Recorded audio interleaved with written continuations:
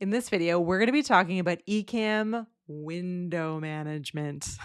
And as someone that typically uses Ecamm on a MacBook laptop, I completely understand that sometimes it feels like there are too many windows all around you and you're not sure exactly what to do or where to put them or how to move them or why they are all there. But we're going to walk through some simple ways to think about window management in Ecamm and to hopefully make it easier for you when you are live streaming or recording your video content.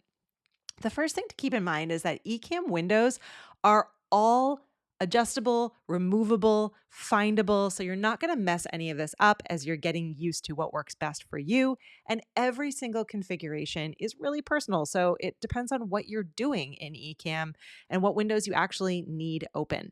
But the good news is that here in the window menu at the very top, you can always show all utility windows, which I've done here. You can hide all of the utility windows. Boop, gone, right? You can show them again.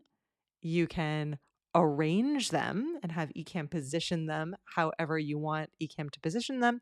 And then if you don't need them, like this interview one, you can just get rid of them. So what I like to do is I always come into Ecamm. I immediately show all utility windows. And then I go through and think about what it is I'm trying to record. So I'm not using a network camera, so I don't need that one. I'm not doing an interview right now, so I don't need that one, or Zoom. I'm not live streaming right now, I'm just recording, so I don't need the comments and reactions, which then lets me make my camera effects window a little bit bigger. I'm a little bit particular, so I kind of like to line up my boxes a little bit, and maybe I want to make this one as big as possible. Maybe I want to put this one up here. Once I've decided that that's how I want these windows arranged, and these are all of the windows that I need for this video recording, I just leave them alone. And when I leave Ecamm and I come back in, they're going to be exactly here. And so they'll stay here and they'll hold your settings in each different profile that you create so that you have exactly what you want when you jump into Ecamm. If you move anything or get rid of them, as I said, they're really easy to bring back. So if I accidentally remove the camera switcher, I can actually come back up here to Windows. And then if I click on the camera switcher, it'll come right back where it was. So no panicking. Windows are all movable, resizable, removable, addable, all the bulls. So you can get them back and you can position them however you want. But don't be afraid to play around a little bit. If something is on screen that you don't want to be there, you can definitely move it and move it however you'd like and position it wherever you want. These also will trigger the different windows. So if I want this one, see, is the overlays. So if I decide that I want to remove that one, I can come in here and click that to bring it back. This is the sound levels. This is the camera effects. This is the sound effects. This is the comments window, which I had off. So if I click that, I can see it's the comments window and I can remove that one. There's interview. I can click that off. So they're really easy to bring back up. And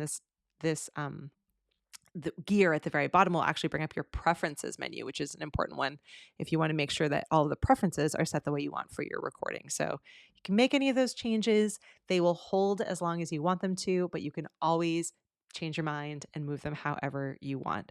So I would say if you are recording, you don't need any of the live streaming features in Windows to be open. If you're live streaming, you might not need I don't know, maybe sound effects. You don't want to do sound effects in a particular show or content that you're creating. So get rid of that one. If you don't have any network cameras, you never need the network camera window open. So only have the windows open that are relevant to you in the project that you're doing so that you're able to clear the space and have it look as clean and as nice as you would like.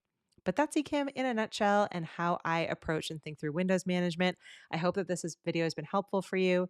If it has, be sure to leave us a thumbs up below or let us know in the comments below what questions that you have or what other videos you'd love to see. We'd love to help you. We'll see you in the community and in the next video. Thanks for watching.